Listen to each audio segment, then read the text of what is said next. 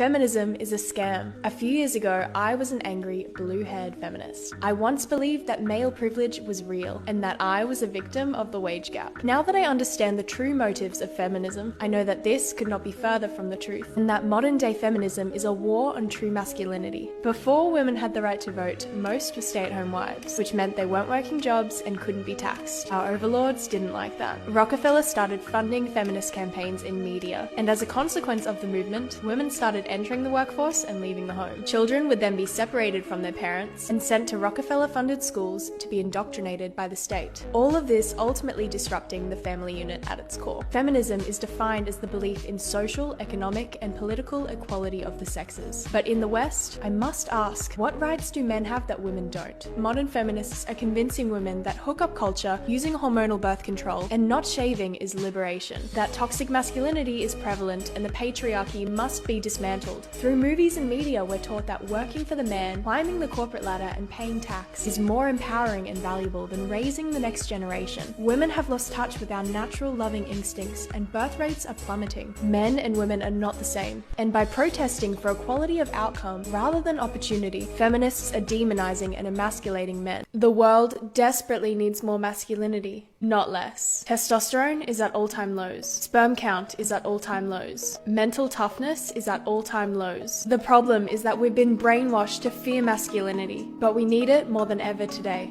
No child wants a weak father. No woman wants a weak husband. They want someone that is purposeful, family-oriented, directed, with high integrity, spontaneous and noble.